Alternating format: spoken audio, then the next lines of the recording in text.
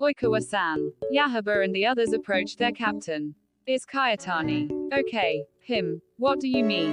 Oikawa said after drinking his water, pretending to not know what they were talking about. I saw him smiling. It's gross. Kunami sticks his tongue out a little. He's also surprisingly open to feedback and suggestions. Wateri crossed his arms. I caught him smiling a lot when he's checking his phone too and surprisingly chill. Hindaki scratched his cheeks a little, not sure if that's really something to be worried about. Uezumi joined in, after changing clothes. Now that you mentioned it, he hasn't asked to challenge me in a week now. It's usually at least twice a day. Hanamaki gasped a little, as he tries to puzzle it all together. You don't think he's doing drugs, right? Damn, and that guy didn't share. Matsukawa clicked his tongue. The other members of his team just snapped towards his direction, giving him a concerned look. I was joking, okay? His team didn't believe him. It's either that or someone actually tamed the mad dog. More like whipped. Is there a meeting? Kyotani approaches his team when they saw them huddled up, startling everyone. He usually sits alone in a corner after practice. The team collectively shakes their head, clearly weirded out by his change in personality, then they saw something stranger. Well, I'm going home now. Thanks, I guess. Did he just thank us? They all collectively thought. Wait, Madog-chan. Oikawa cried to you to get his attention before he leaves. You can't leave yet. We have a practice match today. Oh crap, that was today. But I promised Yama I'll go home early. Can I skip this one?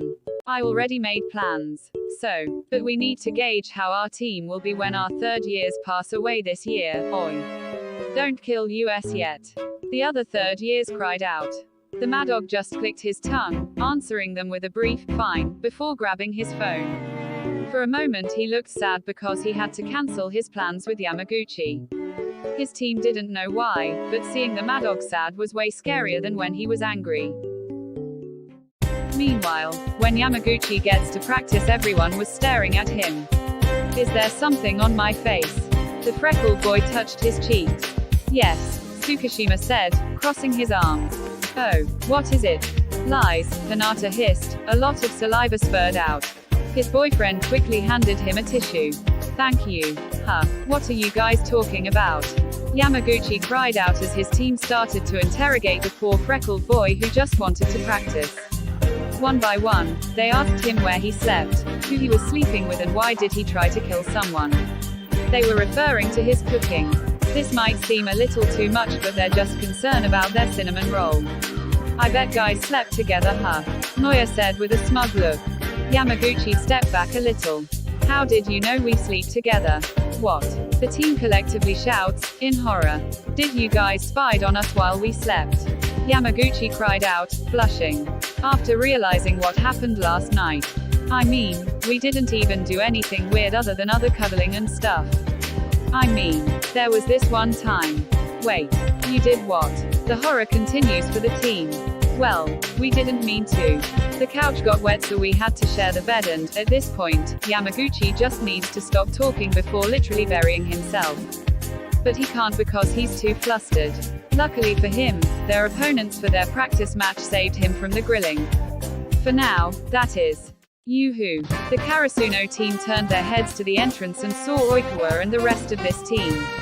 My, it looks like Karasuno is as dysfunctional as ever I see. Iwa-chan, you know I like you slapping me, but please, not in the back on my head. Oh my god, you have to say that out loud.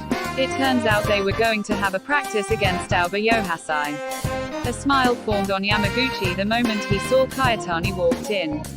The Madog returned it with a smirk, making each other laugh a little at how ridiculous the other looked. If they can only see the shocked expression the others were wearing at that moment, they would have laughed louder. Or just be weirded out. The two teams bowed, then started to play. The competition for this match was fierce as the two teams continued to score points against each other. The score was 22-24, in favor of Aoba Josai. Yamaguchi was called to serve, the first time he was about to play against another team this month. He took a deep breath, staring at the court in front of him. Kyotani gave the freckled boy a huge grin, his hands gesturing to serve it to him, a challenge in which Yamaguchi was happy to accept. A simple throw, and with a gentle push the freckled boy did his signature jump floater.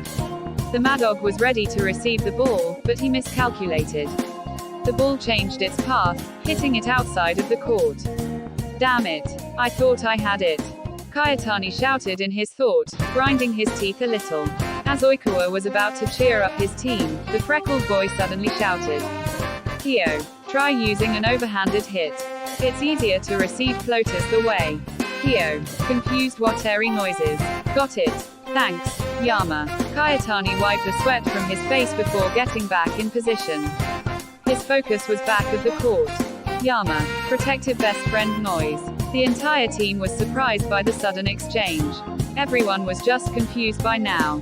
Yamaguchi tried to serve again, sending it to Kyotani's side. Using the advice the freckled boy gave him, he managed to get the ball up, but barely.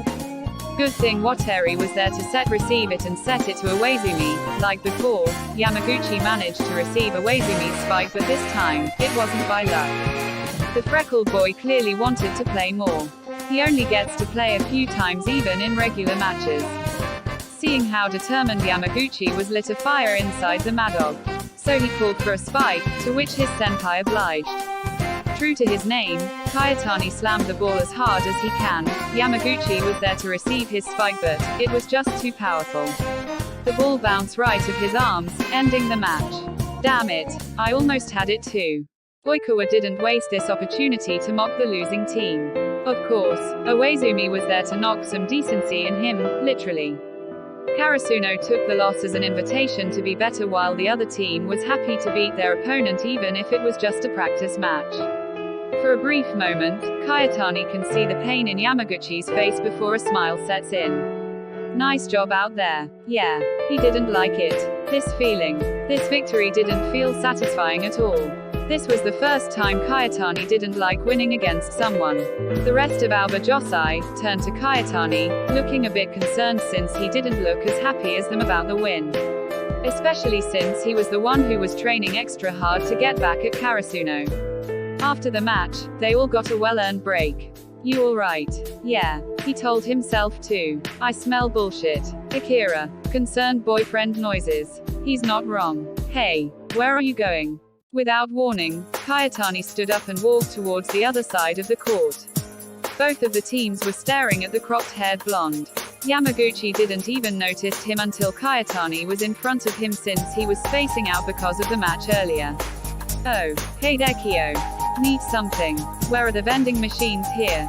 It's near the cafeteria. I'll go with you if you promise to buy me a drink. I'll buy you two if you go with me now. Is it bad that I kinda wanna push my luck for more? Trust me, you don't want to get more than you bargained for. Is that a threat or a promise? Yamaguchi wore a big smile. Depends on my mood later. We better go and make sure you are happy then. Winking face, winking face, winking face. Everyone was shocked to hear their conversation.